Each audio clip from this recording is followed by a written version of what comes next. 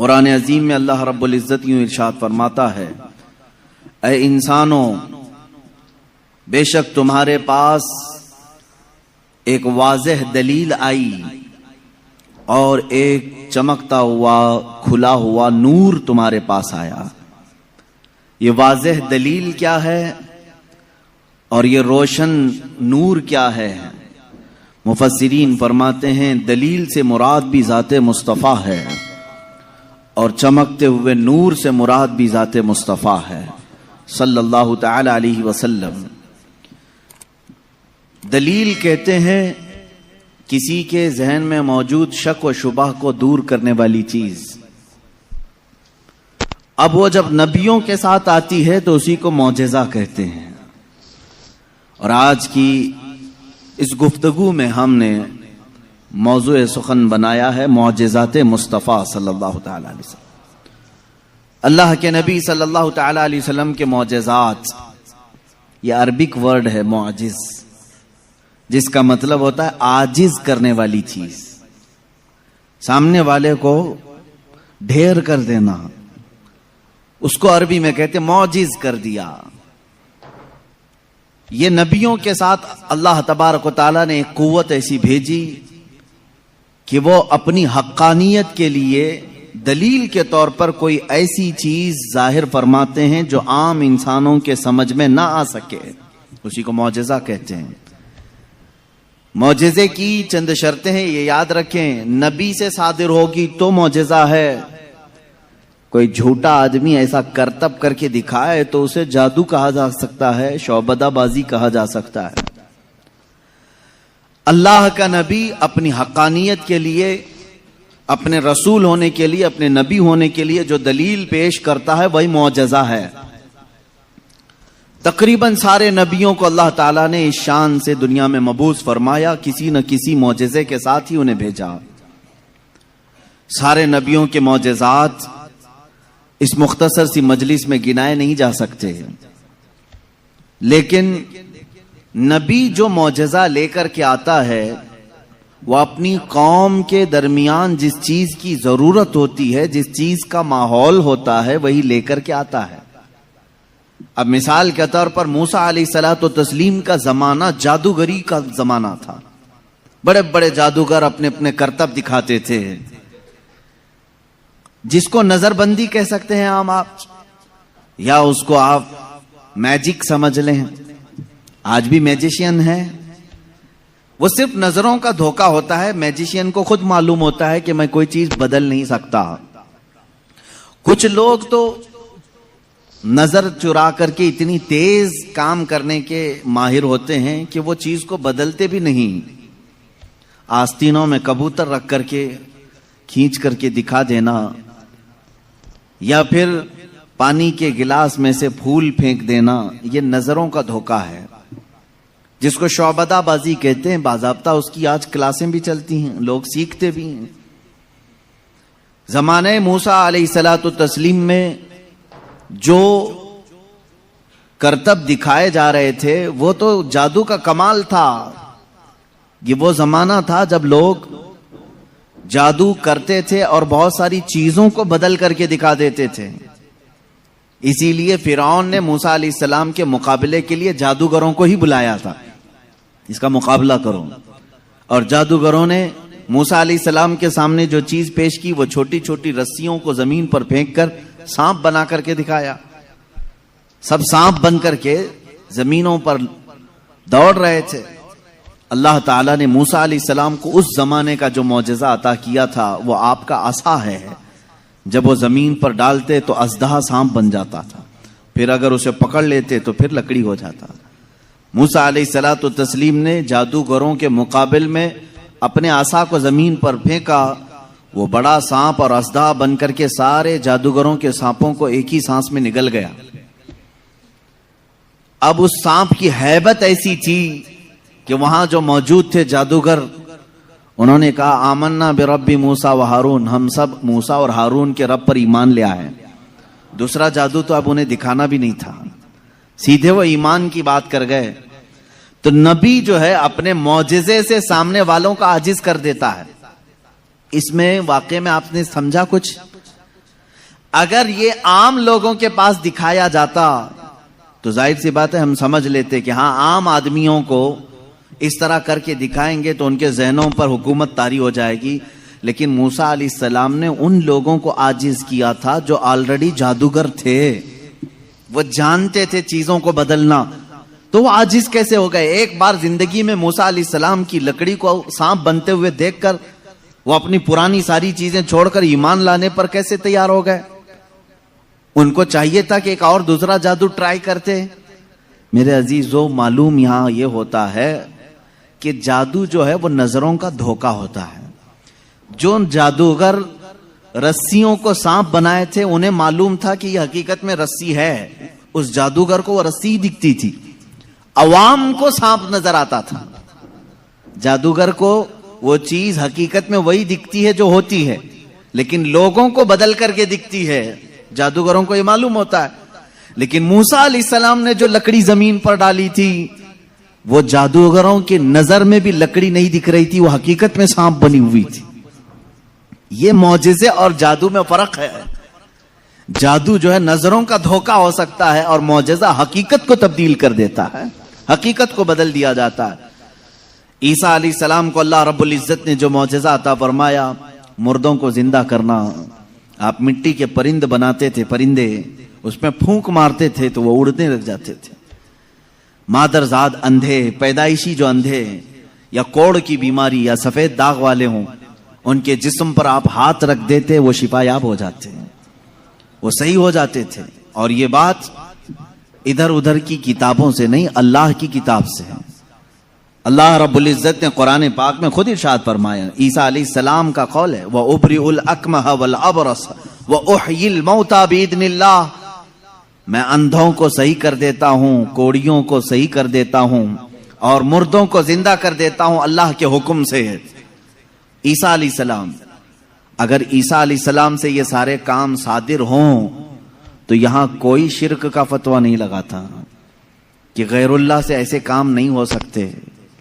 نبی بھی تو غیر اللہ ہیں. یہی بات اگر ہم سلطان بغداد کے بارے میں کہیں تو یہ کہتے ہیں یہ کہانیاں ہیں ان کی. میرے عزیزو, کیا رسول پاک صلی اللہ علیہ وسلم نے نہیں فرمایا میری امت کے اولیاء بنی اسرائیل کے انبیاء کی طرح ہیں؟ بنی اسرائیل کے انبیاء جس طرح سے معجزات دکھاتے تھے, امت مصطفیٰ کے اولیاء اپنی کرامات دکھاتے ہیں. کرامت حق ہے. عیسیٰ علیہ الصلوۃ والتسلیم کا یہ معجزہ تھا. دیگر انبیاء اکرام علیہ السلام کو بہت سارے معجزے دیے, جیسے حضرت داؤد علیہ السلام, ان کے ہاتھ میں لوہا آتا تو نرم ہو جاتا تھا, وہ لوہے کو اپنے ہاتھ سے جیسی شکل چاہتے تھے بنا دیتے تھے. لوہے کا لباس بناتے, لوہے کی ٹوپیاں بناتے, لوہے کی چیزیں بناتے, لیکن لوہے کو انہیں آگ میں تپانے کی ضرورت نہیں پیش آتی. تو اپنے ہاتھ میں جیسے ہم آٹے کو بنا سکتے ہیں اس طرح سے وہ لوہے کو بنا سکتے تھے. یہ اللہ کے نبی داؤد علیہ السلام کا معجزہ تھا. حضرت سلیمان علیہ السلام کا معجزہ یہ کہ آپ کو سارے پرندوں کی بولیاں سکھائی گئی تھی, جنات کی اور سارے تقریباً مخلوقات کی بولیاں آپ کو سکھا دی گئی تھی. اور دوسری چیز آپ کو معجزے میں یہ دیا گیا کہ سلیمان علیہ السلام جس طرف چاہتے ہوا اس طرف چلتی. فسخرنا لہ الریح, اللہ فرما رہا ہے ہم نے ہوا کو ان کے لیے تابع بنا دیا تھا, ان کے مسخر کر دیا تھا. پھر اتنا ہی نہیں, آج سے تقریباً 4000 سال پہلے سلیمان علیہ السلام نے اپنے تخت کو ہوا میں اڑایا ہے. یہ ایروپلین کا زمانہ نہیں تھا, وہ ٹیکنالوجی کا دور نہیں تھا, لیکن سلیمان علیہ السلام کے حکم سے تخت ہوا میں اڑتا اور جس طرف آپ چاہتے اسی طرف آپ کو وہ سفر بھی کراتا. یہ آپ کا معجزہ تھا. جنات پر آپ کو حکومت دی گئی تھی. حضرت داؤد علیہ السلام, حضرت سلیمان علیہ السلام, حضرت موسیٰ علیہ السلام, حضرت عیسیٰ علیہ السلام, ان کے یہ مختصر معجزات میں نے آپ کے سامنے رکھی. تقریباً انبیاء اکرام علیہ السلام کو معجزے دیے گئے. حضرت صالح علیہ السلام کو ایک معجزہ اونٹنی کی شکل میں دیا گیا تھا, اس لیے کہ اس زمانے کے لوگ جس چیز کے قائل نہیں تھے اسی چیز کو معجزہ بنا کر کے بھیجا گیا ہے. یعنی عیسیٰ علیہ السلام کے زمانے میں لوگ یہ کہتے تھے مرنے کے بعد دوبارہ زندہ نہیں ہو سکتے, عیسیٰ علیہ السلام کو وہی معجزہ دے کر بھیجا اللہ نے، مردوں کو زندہ تم کر کے دکھاؤ۔ جب نبی کر کے دکھا سکتے ہیں تو اللہ دوبارہ کیسے نہیں زندہ کرے گا؟ صالح علیہ السلام کے زمانے میں لوگ اس بات کے انکاری تھے کہ بغیر باپ کے کوئی بیٹا ہو نہیں سکتا، بغیر باپ کے کوئی بیٹا پیدا نہیں ہو سکتا۔ آدم علیہ السلام کیسے آ گئے دنیا میں، ایسا کیسے ہو سکتا ہے؟ صالح علیہ السلام کو اللہ تعالیٰ نے حکم فرمایا تم اپنی قوم کو لے جاؤ ایک پہاڑ کے پتھر پر، پتھر سے کہو کہ اس میں سے اونٹ پیدا کر کے دیں۔ حضرت صالح علیہ السلام نے اس پتھر کے پاس کھڑے ہو کر فرمایا تو پتھر سے ایک اونٹنی کا بچہ نمودار ہوا۔ اس اونٹنی کا نہ باپ ہے نہ ماں ہے، اور اپنی برادری سے اپنی نسل سے بھی نہیں، بلکہ پتھر ایک جامد چیز سے اونٹ پیدا ہوا۔ اس اونٹنی کا ذکر بھی قرآن پاک میں ہے۔ یہ معجزے کے طور پر دیا گیا تھا صالح علیہ الصلوۃ والتسلیم کو۔ عزیزان گرامی وقار، ان انبیاء کرام کو ان کے زمانوں کی جو ضروریات تھی، جو تقاضے تھے، وہ معجزے دیے گئے، اور سید الانبیاء محمد الرسول اللہ صلی اللہ تعالی علیہ وسلم کو ان تمام انبیاء کے جو معجزات تھے وہ تنہا حضور کو عطا کیے گئے۔ حسن یوسف دم عیسیٰ ید بیضاداری، آنچ خوباں ہمہ دارند تو تنہا داری۔ اے رسول پاک، یوسف کا حسن بھی آپ کے پاس ہے، عیسیٰ کا دم بھی آپ کے پاس ہے، اور موسیٰ کا ید بیضا بھی آپ کے پاس ہے۔ وہ تمام خوبیاں جو رکھتے تھے انبیاء، یا رسول اللہ، تنہا آپ کی ذات میں اللہ نے وہ جمع کیا۔ امام عشق و محبت نے فرمایا ذات ہوئی انتخاب وصف ہوئے لاجواب، ذات ہوئی انتخاب وصف ہوئے لاجواب، نام ہوا مصطفیٰ تم پہ کروڑوں درود۔ ایک ذات ہے، ہزاروں وصف اس میں جمع کیے اللہ نے، ہزاروں وصف جمع کیے۔ اب معجزات میں شروع کرتا ہوں، اس لیے کہ ہمارا وقت بہت تیزی سے چلتا ہے اور وقت کی سوئیاں ہمیں کاٹتے ہوئے چلی جاتی ہیں۔ اللہ ہمارے وقت میں برکت عطا فرمائے۔ اس بات کو میں محسوس کرتا ہوں کہ جب میلاد مصطفیٰ ہو، رسول کریم صلی اللہ تعالی علیہ وسلم کے تذکرے ہوں، آپ کو بھی احساس ہوتا ہوگا، آپ کو بھی احساس ہوتا ہوگا، مجھے خود احساس ہوتا ہے 1.5 گھنٹہ 2 گھنٹہ یا جس قدر بھی یہاں بیٹھے ہیں، کب وقت گزر گیا پتہ ہی نہیں چلا۔ محفل ختم ہوتی ہے تو ہم گھڑیاں دیکھتے ہیں، کیا ہم اتنی دیر تک بیٹھے رہے؟ پہلو میں درد بھی نہیں ہوا، پیٹھ میں کمر میں کوئی کسک بھی نہیں آئی، اس میں اتنا لگاؤ کیسے رہا؟ عزیزان گرامی وقار، اس سے بعض علماء نے یہ مسئلہ اخذ کیا کہ جب محبت کرنے والا محب اپنے محبوب کے تذکرے میں رہتا ہے تو اسے وقت کا اندازہ نہیں ہوتا۔ اسی لیے لوگوں نے کہا قیامت کا دن اگرچہ 50,000 سال کا ہو، اگرچہ 50,000 سال کا ہو، لیکن جو لواء الحمد کے نیچے آ گیا وہ میرے مصطفیٰ کی شان بیان کر رہا ہوگا۔ یہاں تک کہ قیامت کا یہ 50,000 سال کا جو ایک دن ہے، روایات میں بتایا گیا ہے عاشقان مصطفیٰ کو ایسا لگے گا جیسے بجلی چمکی اور ختم ہو گئی۔ لوگ کہتے ہیں قیامت آئی بھی اور چلی بھی گئی۔ وہ لمبا دن ان کے لیے بھاری ہوگا جو گستاخی رسول میں اپنے پیٹ مروڑتے رہتے ہیں، ان کے لیے بھاری ہوگا جن کے سینے رسول اللہ کی محبت سے منور نہیں ہیں۔ عزیزان گرامی وقار، یہی بات تو قبر میں بھی ہے، یہی بات۔ بعض لوگوں کو دفن کیا جاتا ہے، تذکرہ سنیں اور جی لگا کر کے سنیں۔ میرے آقا کی محفل میں بیٹھیں تو سستی اور کاہلی نہیں، بلکہ اس کے آداب ہیں۔ آپ وضو سے بیٹھیں، ہمتن گوش ہو کر بیٹھیں۔ ہلکی سی بھی سستی آئے تو اپنے آپ کو کوسیں کہ نہیں، میں مصطفیٰ کریم کی میلاد میں بیٹھا ہوں، میرے آقا کے تذکرے میں بیٹھا ہوں۔ بعض لوگوں کو دفن کیا جاتا ہے، قبر کی زندگی معلوم ہے کتنی سخت ہوتی ہے؟ کہا گیا وہاں کا 1 منٹ 1 سال کے برابر ہو سکتا ہے۔ مردے پر وقت ہی نہیں گزرتا، وقت ہی نہیں جاتا، وہ روز انتظار کرتا ہے، روز انتظار کرتا ہے۔ لیکن بعض میتیں وہ ہیں جن پر وقت بہت تیزی سے گزر جاتا ہے، یہاں تک کہ قیامت کا سور پھونکا جاتا ہے، قبریں کھولی جاتی ہیں، لوگوں کو اٹھایا جاتا ہے تو بعض مردے یہ کہہ کر کے اٹھتے ہیں بار الہ اتنی جلدی قیامت آ گئی، کل ہی تو میرے گھر والوں نے دفن کیا تھا، آج میں میدان محشر میں جمع ہو گیا، جبکہ وہ 500 سال سو چکے ہوں گے، 1000 سال سو چکے ہوں گے۔ فرق کیوں؟ بعض مردوں پر وقت نہیں بیتتا، بعض لوگوں پر وقت تیزی سے چلا جاتا ہے، وجہ یہ ہے کہ جس کی قبر میں جلوہ مصطفیٰ نظر آ جائے، میرے آقا صلی اللہ تعالی علیہ وسلم اس کی قبر میں آ جائیں اور وہ جلوہ جہاں آرا کو دیکھنے میں مصروف ہو تو قیامت کا سور پھونک دیا جائے گا، وہ انہی جلووں میں مست ہو چکا ہوگا اور اسے وقت کا احساس نہیں ہوگا۔ اے اللہ ہمیں اس جماعت میں شامل فرما۔ اب ہم معجزات مصطفیٰ صلی اللہ تعالی علیہ وسلم کی طرف چلتے ہیں۔ اللہ کے نبی صلی اللہ تعالی علیہ وسلم کو میرے مولا نے جو معجزے دیے تھے وہ الگ الگ ہیں، حسی معجزے، معنوی معجزے۔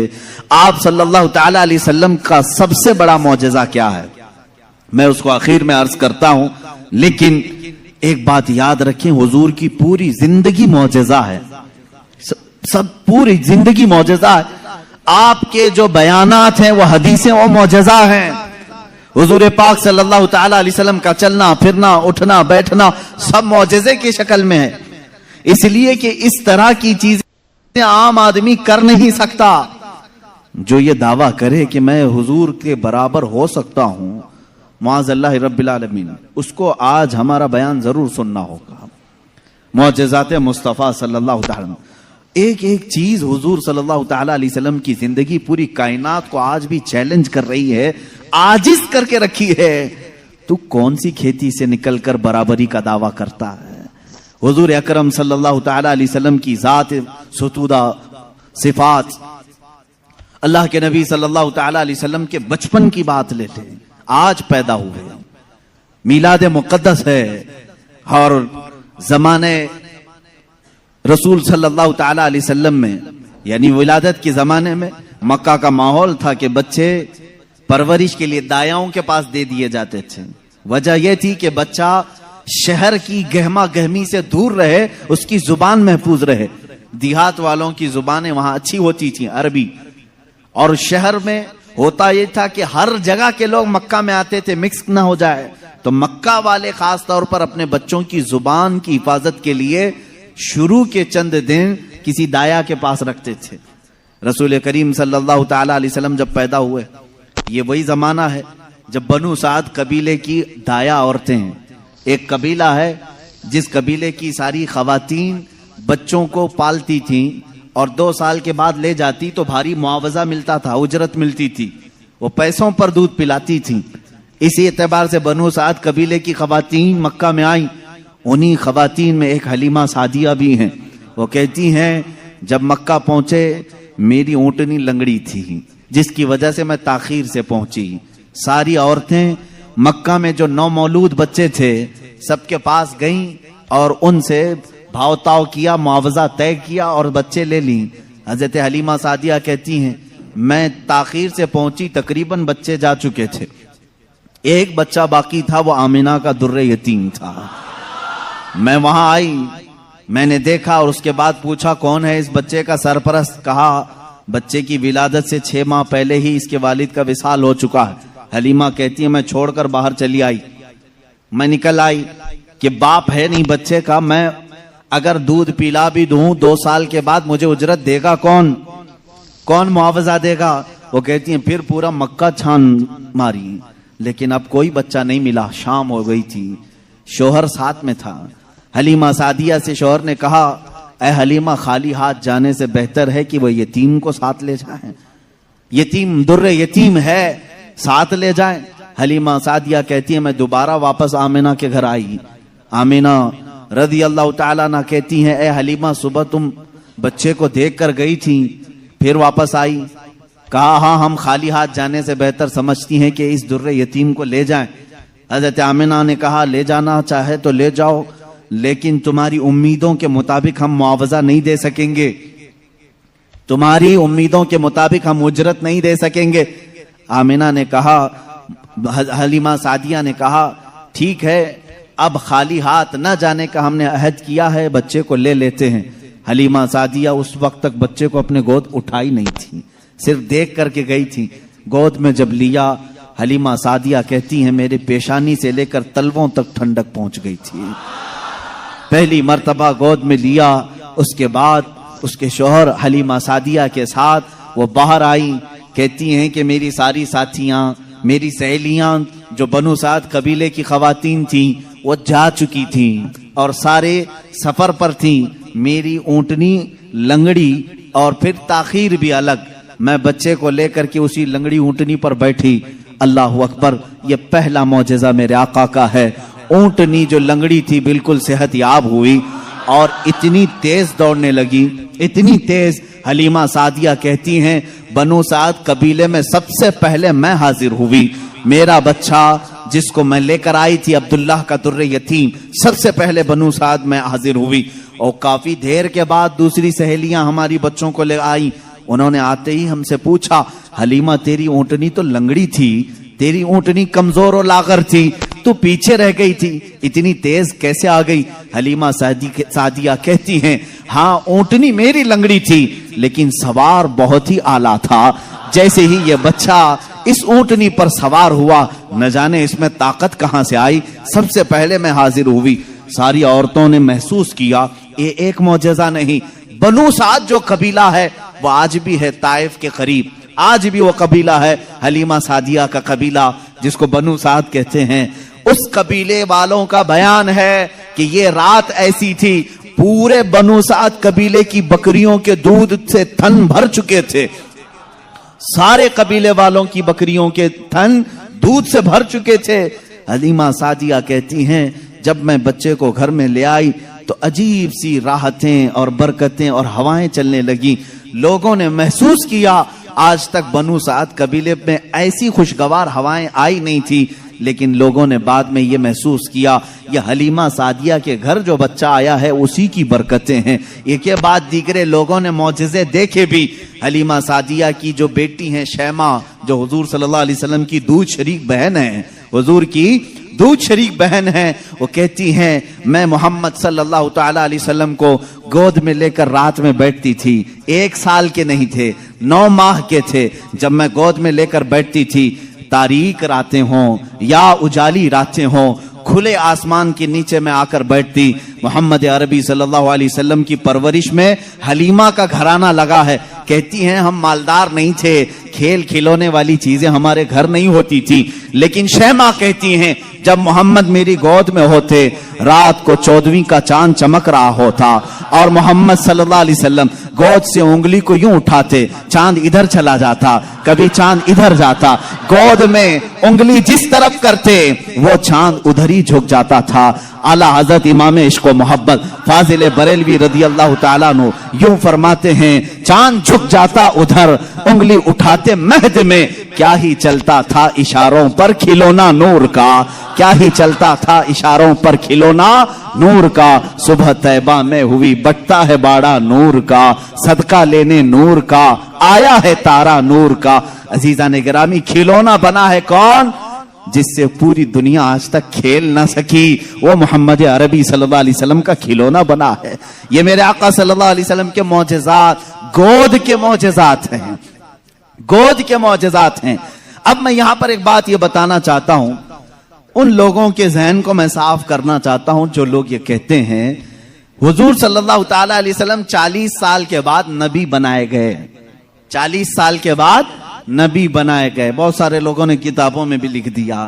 میرے عزیز بات کو سمجھا کرو, نبی بنائے گئے یہ جملہ توجہ, اور ہمارا عقیدہ یہ ہے 40 سال کے بعد حضور نے اپنے نبی ہونے کا اعلان فرمایا.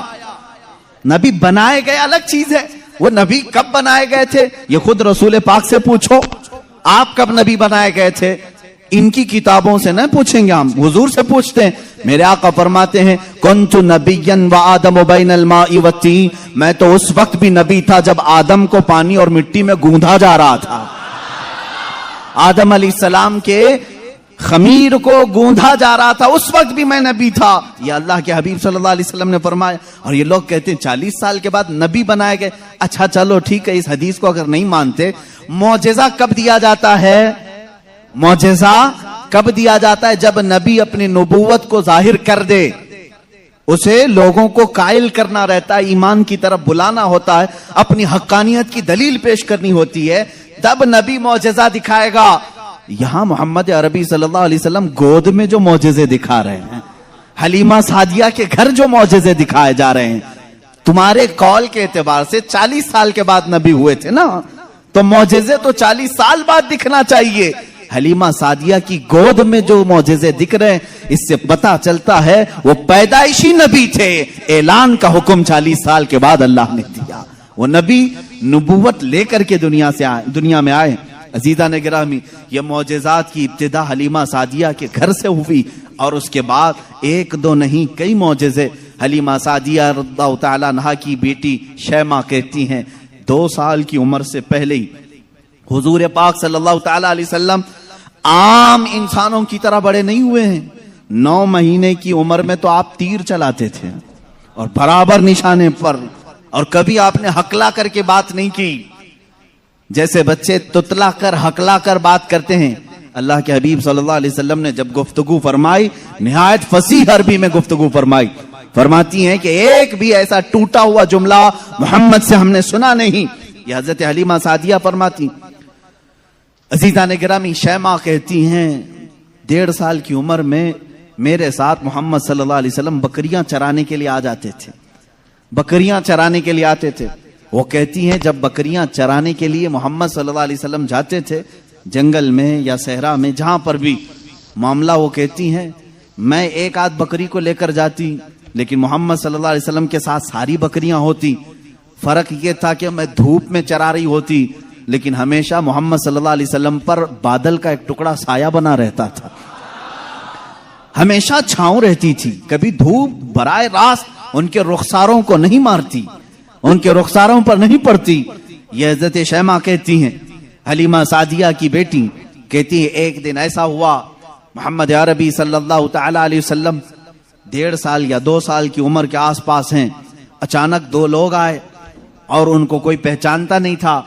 محمد عربی صلی اللہ تعالی علیہ وسلم کو انہوں نے ایک درخت کے نیچے لٹایا اور ان کا سینہ چاک کر دیا حضور پاک صلی اللہ علیہ وسلم کا. وہ گھبرائی ہوئی بھاگتی ہوئی اپنی ماں کے پاس آئی. 2 سال کی عمر تھی جب میرے آقا صلی اللہ علیہ وسلم کی. حلیمہ سعدیہ کی بیٹی یا بیٹا جو حضور کے دودھ شریک تھے وہ دوڑتے ہوئے ماں کے پاس آئے اور کہا عجیب ایک بات ہم نے دیکھی محمد صلی اللہ علیہ وسلم کے ساتھ کہ کوئی انہونی 2 شخصیات آئیں, انہوں نے گرایا ہے اور سینہ چاک کر دیا ہے. اللہ نہ کرے کہ محمد کے ساتھ کچھ برا نہ ہو جائے. وہ گھبرائے ہوئے تھے. حضرت حلیمہ کہتی ہے میں دوڑتی ہوئی اس مقام پر پہنچی. جا کر کے دیکھا درخت کے سائے میں وہ آرام کر رہے تھے, کوئی لوگ نہیں تھے, کوئی شخصیات نہیں تھی. حلیمہ سعدیہ نے دیکھا واقعی سینے کے اوپر کچھ نشانات نظر آ رہے تھے. اٹھایا اور پوچھا کہ کیا بات ہے. محمد عربی صلی اللہ علیہ وسلم نے فرمایا اللہ کے 2 فرشتے آئے تھے, انہوں نے میرا سینہ کھولا اور دل نکالا جنت سے لائے ہوئے تشت میں جو ایمان و حکمت سے بھرا ہوا تھا. میرے دل کو اس میں رکھا اور اس کے بعد پھر میرے سینے پر رکھا اور پھر بند کر دیا اور وہ چلے گئے. اس لیے کہ بچپن میں آنے والی عام انسانوں کی خصلتیں اس نور خدا محبوب خدا کے دل میں کبھی نہ آئیں. انہوں نے سارے وسوسوں کو میرے پاک کر دیا. یہ 2 سال کی عمر میں شق صدر کا معجزہ اس کو کہتے ہیں. کیا کہتے ہیں؟ شق صدر, سینہ پھٹ جانے والا. یہ جو معجزہ ہے حضور پاک صلی اللہ علیہ وسلم کی زندگی پاک میں 4 مرتبہ اس طرح سے ہوا. سینہ شق ہوا, فرشتوں نے آپ کا دل مبارک نکالا, جنتی پانی سے اور جنت کی نور و حکمت سے بھر دیا. میرے عزیزو پھر میں سوال کرتا ہوں, تم تو کہتے ہو 40 سال بعد نبی ہوئے, پھر یہ معجزہ 2 سال کی عمر میں کیسے پیش آیا؟ معجزہ نبوت کے بعد ملنا چاہیے. نبی ہونے والا اپنی نبوت کی دلیل کے لیے لوگوں کے سامنے معجزہ پیش کرتا ہے. یہ تو میں نے بچپن کے وہ حالات بتائے. میرے آقا صلی اللہ تعالی علیہ وسلم کے ان حالات کو دیکھ کر حلیمہ سعدیہ گھبرا گئیں اور پھر واپس وہ مکہ لے کر کے آئیں. اللہ کے حبیب صلی اللہ تعالی علیہ وسلم حضرت آمینہ کے گھر رہے. یہاں کے جو آپ کی زندگی پاک کے ایام ہیں وہ پھر اگلے کسی موضوع پر میں عرض کروں گا. آج معجزات مصطفیٰ ہمارا موضوع سخن ہے.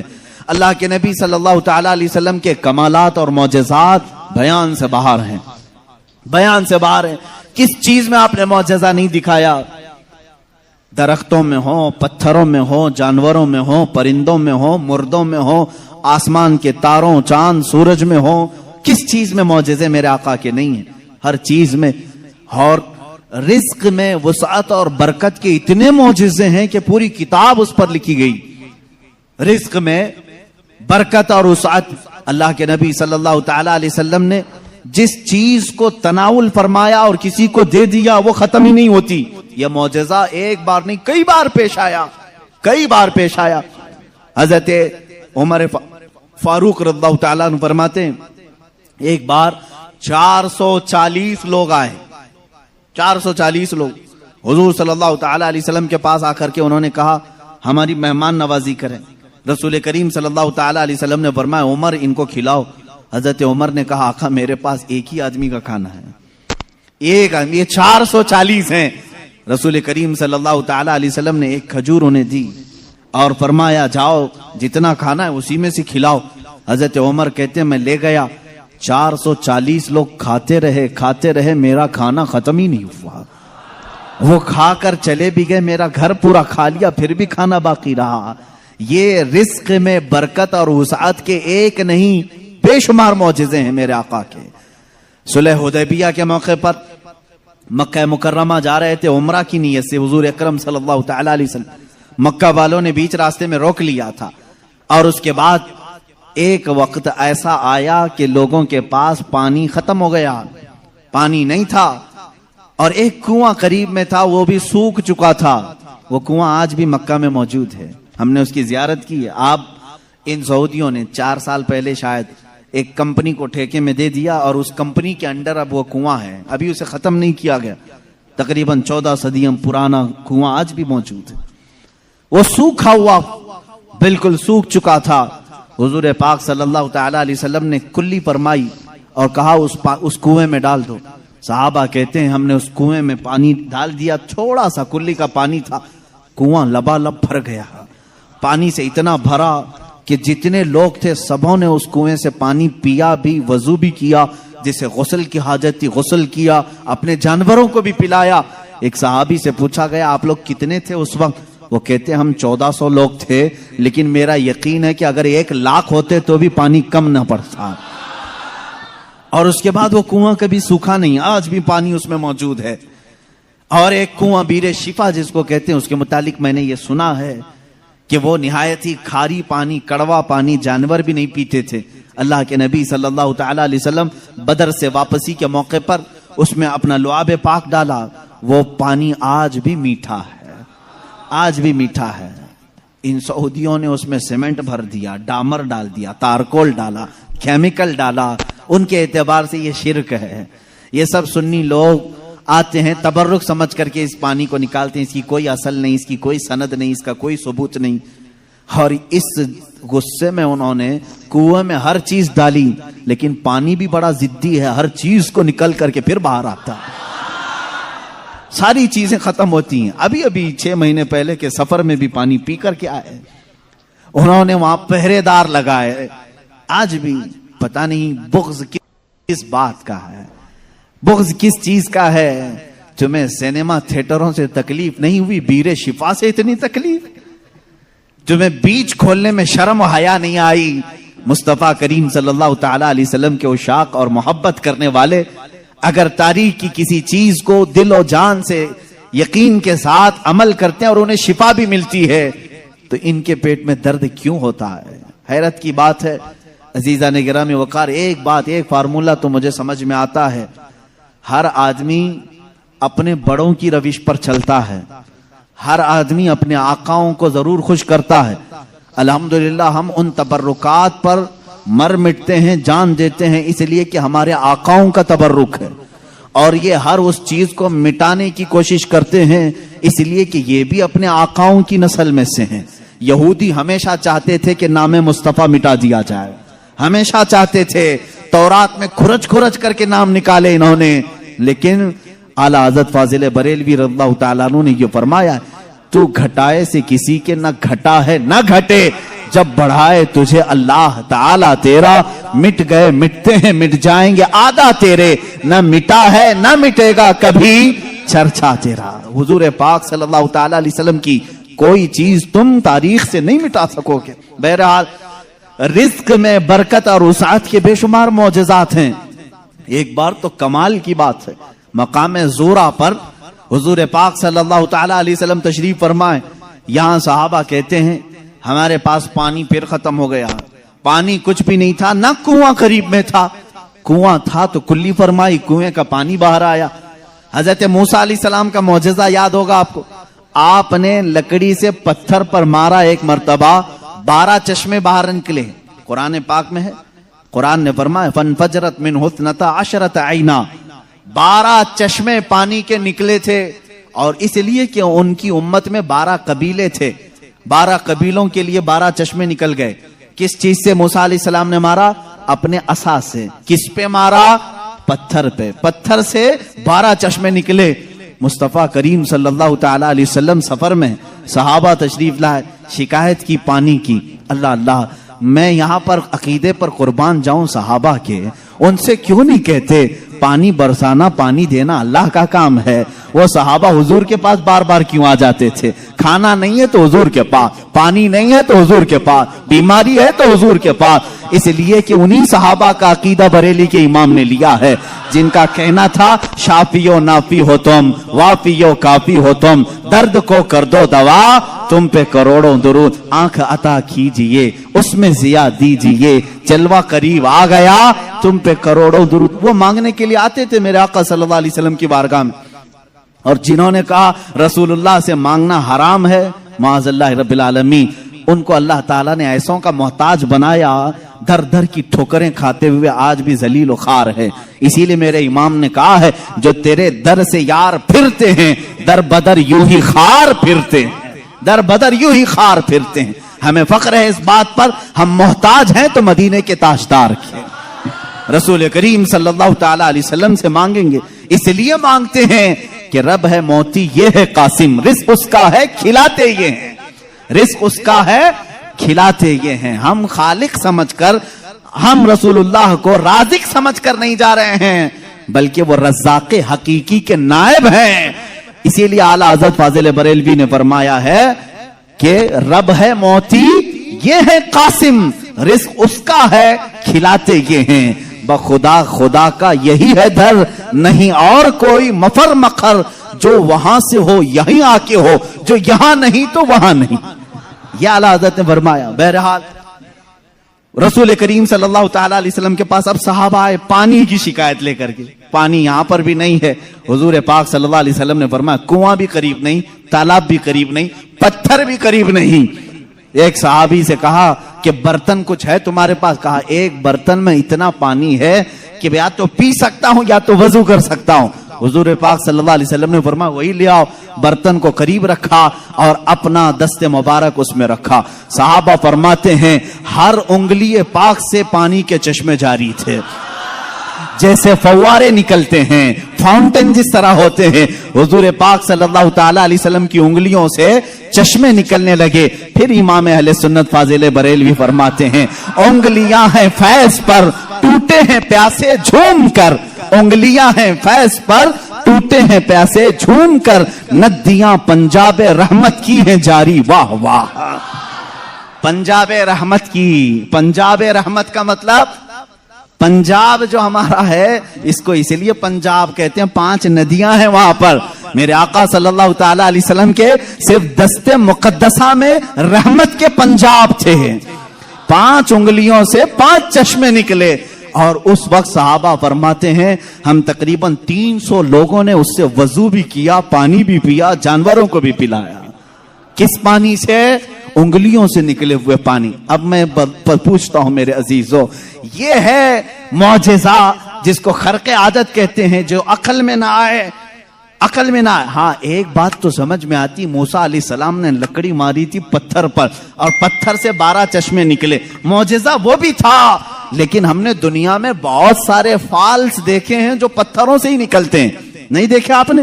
پہاڑوں سے پانی کا نکلنا عام سی بات ہے, لیکن نور مصطفیٰ محمد عربی صلی اللہ علیہ وسلم کا معجزہ تو یہ ہے دنیا نے آج تک نہ سنا ہوگا نہ دیکھا ہوگا. پتھروں سے نکلنے والا پانی تو دیکھا ہے, انگلیوں سے نکلنے والا پانی صرف تاجدار مدینہ کے ہاں ہے. یہ میرے آقا صلی اللہ علیہ وسلم کا معجزہ, کمال کا معجزہ تھا. یہ کھانے پینے کے معاملات میں 1-2 نہیں, بہت سے معجزات ہیں. پھر آگے بڑھو, جنگ خندق کے موقع پر خندق کھودی جا رہی تھی. واقعہ ایسا تھا، میرے ان 12 روزہ عنوانات میں ایک عنوان ہے انشاءاللہ حضور صلی اللہ تعالی علیہ وسلم کے سارے غزوات، حضور کی جنگی حکمتیں کیا تھیں، انشاءاللہ العزیز اس میں عرض کروں گا۔ خندق ایک جنگ ہوئی ہے، اس کا نام ہی غزوہ خندق اس لیے کہ مدینے کے اطراف میں ایک بہت بڑی خندق کھودی گئی تھی، ایک کھائی کھودی گئی تھی۔ وجہ یہ تھی کہ دشمن پوری کی پوری فوج لے کر مدینے میں داخل نہ ہو، اس لیے کہ جب دشمن فوج لے کر اپنے شہر میں آئیں گے، شہر میں تہس نہس کریں گے، بربادی کریں گے، باہر ہی نپٹ لیا جائے تو گھر تو محفوظ رہیں گے۔ جنگ ہوگی، کچھ تو نقصان ہوگا کہ نہیں ہوگا؟ جیسے دیکھنے عراق تباہ ہو گیا، شام تباہ ہو گیا، یہی جنگ اگر امریکہ میں ہوتی تو کیا وہ بچا ہوتا؟ جہاں جنگ ہوتی وہاں کے گھر اجڑ جاتے۔ مدینہ طیبہ سے باہر جنگ کے لیے خندق کھودی گئی۔ اب یہ خندق کھودنے میں کافی دن لگ گئے، صحابہ اس زمانے میں بھوکے پیاسے فاقہ کشی میں خندق کھودتے رہے۔ ایسے نہیں کہ صرف صحابہ نے کھودا، اللہ کے نبی صلی اللہ تعالی علیہ وسلم نے خود بھی اپنے ہاتھ سے خندق کھودی ہے۔ ایک بار صحابہ فرماتے ہیں بڑا پتھر آ گیا، کسی سے نہیں ٹوٹتا تھا، ہلتا بھی نہیں تھا۔ اس وقت رسول کریم صلی اللہ علیہ وسلم کو انہوں نے خبر دی، اللہ کے حبیب صلی اللہ تعالی علیہ وسلم تشریف لائے۔ میرے عزیزوں، میرے آقا کا ایک معجزہ یہ بھی تھا، جتنے صحابہ تھے ان کے پاس جتنی طاقت تھی، سب سے زیادہ طاقت میرے مصطفیٰ کے پاس بھی تھی۔ حضور پاک صلی اللہ تعالی علیہ وسلم نے اپنے زمانے کے نامور پہلوان ابو دجانہ یا کچھ اور نام ہے میں بھول رہا ہوں، حضور صلی اللہ تعالی علیہ وسلم نے اس کے ساتھ کشتی لڑی جس کو پورے عرب نے کبھی نہیں پچھاڑا تھا۔ 3 مرتبہ حضور پاک نے اس کو پیٹ لگا دیا تھا۔ حضور اکرم صلی اللہ تعالی علیہ وسلم اپنے ہاتھ میں کدال لے کر کے اس پتھر کو نکالنے آئے، ایک اس پر ماری ضرب، چنگاری اچھلی اور روشنی آئی۔ اللہ کے حبیب صلی اللہ علیہ وسلم نے فرمایا الحمدللہ، دوسری ماری، پھر کہا الحمدللہ، تیسری مرتبہ وہ پتھر ٹوٹ کر ٹکڑے ہو گیا، نکل گیا۔ صحابہ نے پوچھا کہ حضور ہر آپ نے پتھر پر جب بھی کدال ماری چنگاری نکلی، آپ نے زبان سے کچھ کہا؟ کہا جب پہلی مرتبہ میں نے کدال ماری میں نے دیکھا ایران فتح ہو چکا ہے، کدال یہاں مدینے میں ماری جا رہی ہے اور خبر ایران کے فتح ہونے کی دی جا رہی۔ دوسری کدال ماری، حضور پاک صلی اللہ تعالی علیہ وسلم نے فرمایا یمن فتح ہو چکا ہے۔ بعض روایات میں الگ الگ ملکوں کے نام مجھے ملے، بحرین کے محلات کو فتح ہوتے ہوئے میں نے دیکھا۔ حضور اکرم صلی اللہ تعالی علیہ وسلم نے 3 ضربوں میں اس پتھر کو ختم کر دیا، اور اسی وقت ایران کے، ملک روم کے اور بحرین کے فتح ہونے کی بشارتیں دی۔ یہاں تک ایک حدیث میں ہے قسطنطنیہ، استنبول کے فتح ہونے کی خبر دی، جو حضور پاک صلی اللہ تعالی علیہ وسلم کے وصال کے 800 سال کے بعد فتح ہوا، اور الحمدللہ اسلام کے زیر نگیں آیا۔ جہاں جہاں کی خبریں حضور نے دی تھی سب ملک فتح ہوئے، آج بھی وہ دائرہ اسلام میں ہیں، آج بھی مسلمانوں کے زیر نگیں ہیں۔ اب یہاں پر جو معجزہ ہوا، ایک تو پتھر کا ٹوٹنا اور غیبی خبریں دینا، دوسری بات حضرت جابر رضی اللہ تعالیٰ عنہ ایک عزیز صحابی تھے، وہ آتے ہیں اپنی بیوی سے کہتے ہیں میں دیکھ رہا ہوں اللہ کے نبی صلی اللہ علیہ وسلم پیٹ پر پتھر باندھے ہوئے۔ کیوں باندھا جاتا تھا اس وقت؟ اس لیے کہ پیٹ اگر ڈھیلا رہے، بھوک کی شدت سے بار بار خواہش کھانے کی ہوتی رہے، اس کو ٹائٹ کر لیا جائے تو بار بار بھوک نہ لگے۔ یہ اس وقت معمول رہا ہوگا۔ اللہ کے نبی صلی اللہ علیہ وسلم نے بھی اپنے پیٹ پر پتھر باندھے۔ حضرت جابر کہتے مجھ سے دیکھا نہیں جا رہا ہے، اس حالت میں میرے آقا کام بھی کر رہے ہیں۔ جابر رضی اللہ تعالیٰ عنہ کا گھر وہاں سے قریب تھا خندق کے۔ ان کی بیوی سے انہوں نے کہا کچھ کھانے کو ہو تو بنا دو۔ انہوں نے کہا گھر میں تھوڑا سا آٹا ہے، جو کا آٹا ہے، اس کی چند روٹیاں بنیں گی، 4 یا 5 روٹیاں بنیں گی، اور ایک بکری کا بچہ ہے 6 مہینے کا ہوگا، بس اتنا ہے۔ کتنے لوگ کھا سکتے ہیں آپ ہی دیکھیں۔ کہا اتنا ہی ذبح کر، میں رسول پاک صلی اللہ علیہ وسلم کو، حضرت ابو بکر کو، حضرت عمر کو، اور میں رہوں گا، میرے گھر والے رہیں گے، کھلا دیں گے۔ وہ آئے، کان میں آ کر کے حضور سے کہا یا رسول اللہ صلی اللہ تعالی علیہ وسلم، گھر میں ایک چھوٹا سا بکری کا بچہ ہے، ہم نے ذبح کیا ہے، تھوڑا سا آٹا ہے، آپ ابو بکر عمر گھر پر تشریف لائیں۔ اللہ کے نبی صلی اللہ علیہ وسلم نے دعوت قبول کر لی۔ کہا جابر جاؤ تم کھانا بناؤ، لیکن جب تک میں نہ آؤں ہانڈی چولہے سے نہ اتارو اور روٹیوں کے टुकड़े ना करो। हुजूर पाक सल्लल्लाहु अलैहि वसल्लम की ये बात सुन करके वो जाने लगे थे, अभी हुजूर ने पलटकर जितने सहाबा थे कहा, ए मेरे सहाबा, जाबिर के घर में सबकी दावत है, चलो। जाबिर के घर में दावत, 1500 सहाबा थे, 1500 सहाबा। हजरत जाबिर घबरा गए, दौड़ते हुए आए, अपनी बीवी से कहा, ए खातून, बड़ा गजब हो गया, मैंने 3 को दावत दी थी, हुजूर ने 1500 को बुलाया है। उनकी शरीक हयात एक सहाबिया थी, तवक्कुल के आला दर्जे पर थी, पूछती हैं, ए जाबिर, आपने बुलाया है या रसूलुल्लाह ने बुलाया है? हजरत जाबिर कहते, मैंने किसी को नहीं बुलाया, रसूलुल्लाह ने बुलाया है। कहते, फिर फिक्र छोड़ो, जिन्होंने बुलाया वही खिलाएंगे, जिन्होंने बुलाया वही खिलाएंगे, हमको इस बात की क्या फिक्र है, हमें तो खाना बनाना है, वो आएंगे, जिसको उन्होंने दावत दी वो खिलाएंगे। हमने 3 को दावत दी, हम 3 को खिलाएंगे, रसूल ने जितनों को दावत दी वो उनको खिलाएंगे।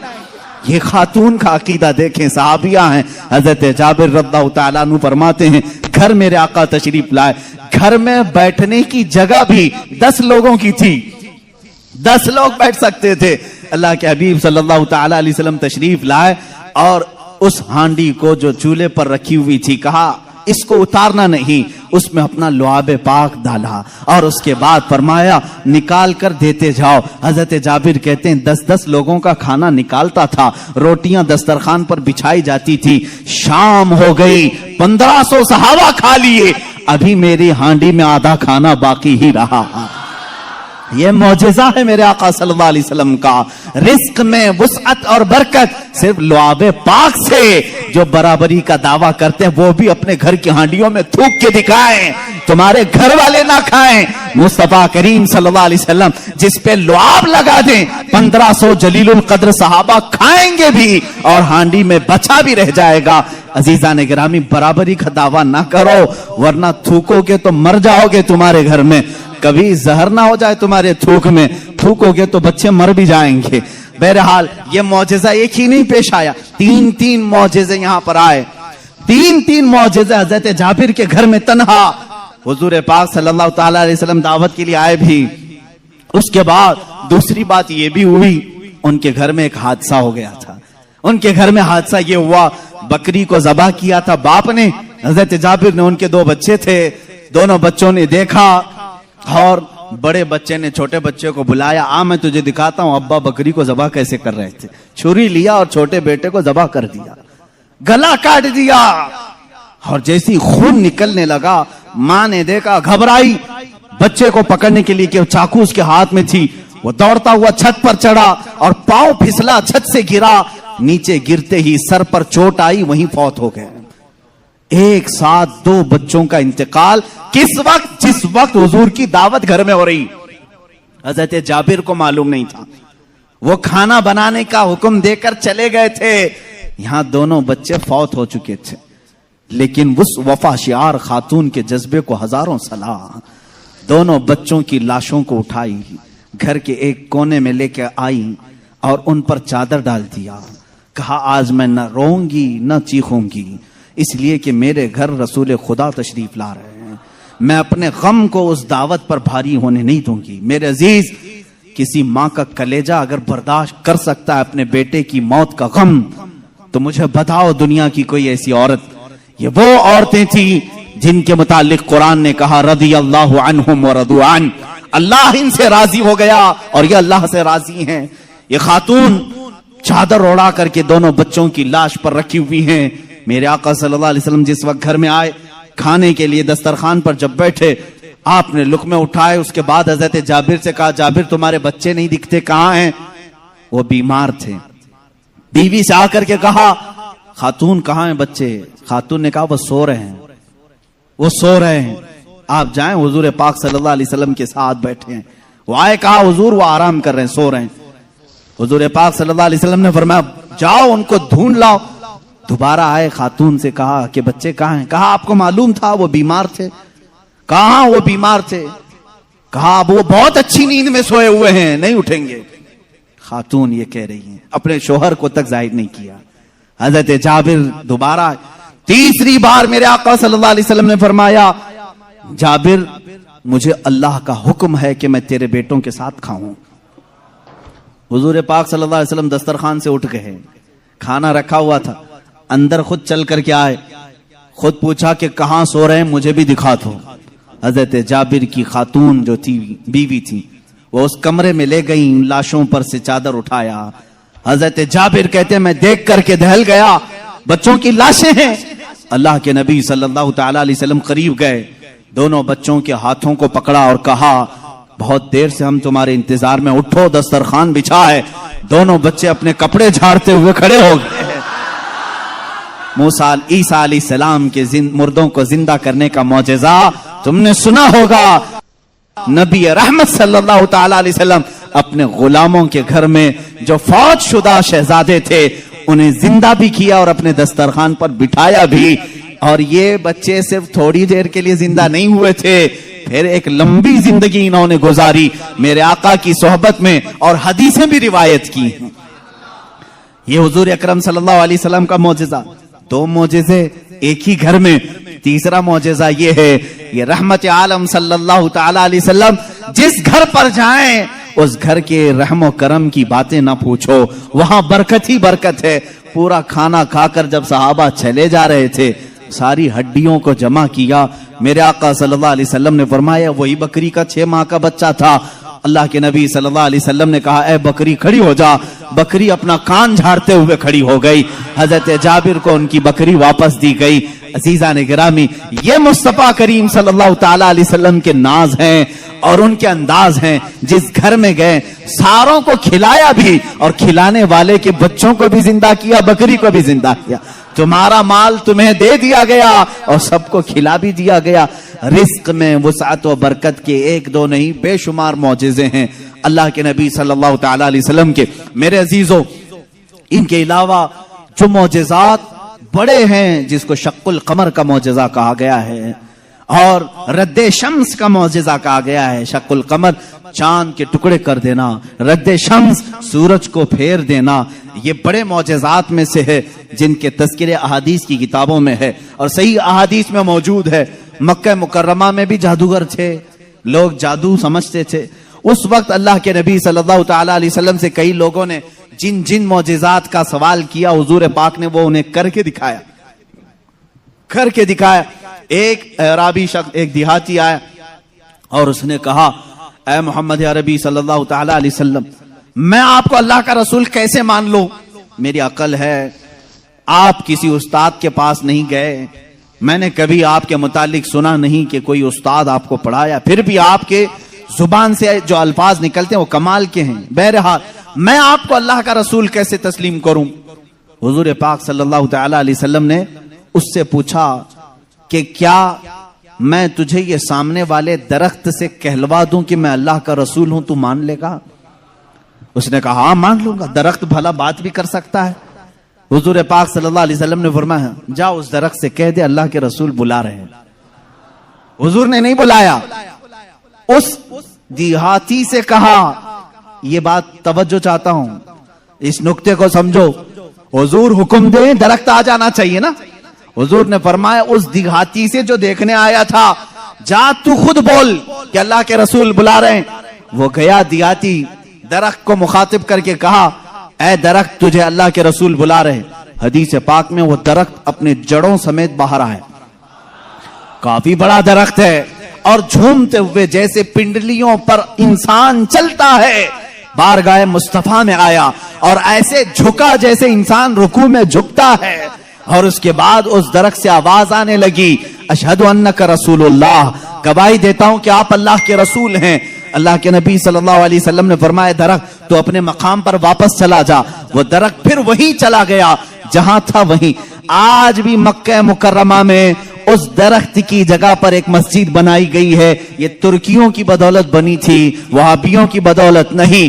اس مسجد کو مسجد شجرہ کہتے ہیں, درخت والی مسجد. اس دیہاتی نے بعد میں کہا اے اللہ کے رسول, جب درخت آپ کو اللہ کا رسول مانتے ہیں اور سجدہ کرتے ہیں, ان سے زیادہ حق تو انسانوں کا ہے. میں سجدہ کروں آپ کو, میں اللہ کا رسول مانوں. اللہ کے نبی نے فرمایا اللہ نے اپنے علاوہ کسی اور کے لیے سجدہ حلال نہیں کیا, سجدہ صرف اللہ کا ہوگا. ہاں اس نے کلمہ طیبہ پڑھا اور ایمان لایا. میں یہاں بتانا چاہتا ہوں معجزہ وہ ہے رسول جو کہہ دے وہ ہو جائے, لیکن یہاں تو رسول نے درخت کو نہیں کہا, اس دیہاتی نے جا کر کہا, وہ بھی ابھی ایمان نہیں لایا تھا, ایمان لانے سے پہلے جا کر کہا اے درخت تجھے رسول بلا رہے ہیں. پتا چلا رسول کا غلام جو ہوتا ہے, رسول سے جس کی نسبت ہو جائے, جس کا کنیکشن مضبوط ہو جائے, وہ بھی اگر مخلوقات کو حکم دے دے تو اس کے حکم کی وہ پابندی کرتے نظر آتے ہیں, اس کے حکم کی پابندی کرتے نظر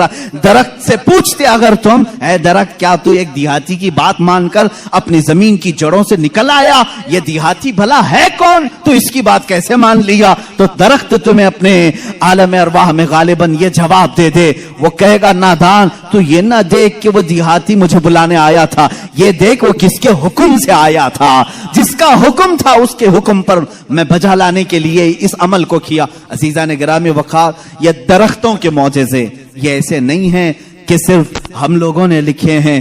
تاریخ اوراق آج اس بات کے شاہد ہیں کہ مکہ کے کفار و مشرکین بھی ان معجزات کو دیکھتے رہے.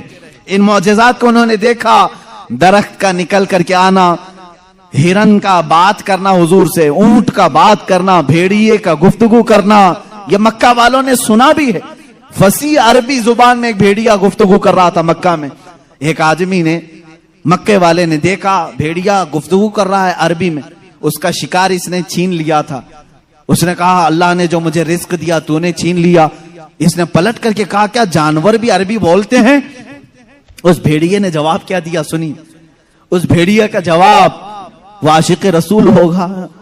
اس نے کہا اے نادان, جانور کا بات کرنا اتنے تعجب کی بات نہیں, اس سے بڑے تعجب کی بات تو یہ ہے اللہ کا سب سے مقدس رسول مکہ میں ہے اور تو ایمان نہیں لاتا. اس سے بڑا تعجب یہ ہے. اسی سے سمجھ میں آتا ہے کہ جانور بھی یہ جانتے ہیں کہ اللہ کے رسول سب سے اعلیٰ و افضل ہیں, اشرف و اکمل ہے. عزیزان گرامی وقار, ایک بار ابو جہل نے پروپیگنڈا پھیلایا کہ آؤ دیکھتے ہیں محمد کی بہت صلی اللہ تعالی علیہ وسلم. بہت سارے لوگ قائل ہو گئے, یہ جو کچھ بھی دکھاتے ہیں زمینوں پر دکھاتے ہیں. خط لکھ کر کے یمن کے ایک بہت معزز شخص جن کو حبیب یمنی کہتے ہیں بلایا. ابو جہل کی اچھی دوستی تھی, تجارت کی ساتھی داری رہی ہوگی. حبیب یمنی کو کہا ہمارے ہاں ایک ایسا شخص نکلا ہے جو ایسے ایسے دعوے کر رہا ہے, آؤ. اس حبیب نے کہا میں تو اپنی آنکھوں سے آ کر کے دیکھوں گا, اگر وہ جادوگر ہے تو میں سمجھ جاؤں گا کہ وہ کیسے جادو کرتا ہے, مجھے بھی تھوڑا علم ہے. وہ شخص حبیب یمن سے نکل کر کے مکہ آیا. ابو جہل نے سارے لوگوں کو جمع کیا, محمد عربی صلی اللہ تعالی علیہ وسلم کے پاس آئے اور کہا اگر آپ اللہ کے رسول ہیں اور آپ جو کچھ دکھاتے یہ معجزہ ہے تو اب ہمیں زمینی معجزہ, زمینی کرتب کی ضرورت نہیں. اس لیے کہ مکہ والوں کا یہ عقیدہ تھا جادوگر جو بھی دکھا سکتا ہے وہ زمین پہ, آسمان پہ نہیں دکھائے گا. آسمان پہ جادو نہیں چلتا. آج بھی کوئی جادوگر آسمان پہ جادو کر کے دکھائے نہیں چلے گا. انہوں نے کہا زمین کی بہت ساری چیزیں دیکھی, آسمان پہ کچھ دکھاؤ. یہ 14ویں عید کا چاند اس رات چمک رہا تھا. حضور پاک صلی اللہ تعالی علیہ وسلم نے فرمایا کہ اگر میں اس چاند کو 2 ٹکڑوں میں تبدیل کر دوں تو اس شخص نے کہا حبیب جو یمن سے آیا تب تو ہم آپ کو اللہ کا رسول مان لیں گے, اگر آپ کا حکم آسمانوں پر بھی چلتا ہے. حضور پاک صلی اللہ تعالی علیہ وسلم جبل ابو قبیس ایک پہاڑی ہے مکہ میں, اس کے نیچے کھڑے تھے, سارا مجمع تھا. اللہ کے نبی صلی اللہ تعالی علیہ وسلم نے چاند کی طرف یوں اشارہ فرمایا. اچانک چاند شک ہوا, ایک ٹکڑا پہاڑ کے اس طرف, دوسرا ٹکڑا پہاڑ کے اس طرف نظر آ رہا تھا.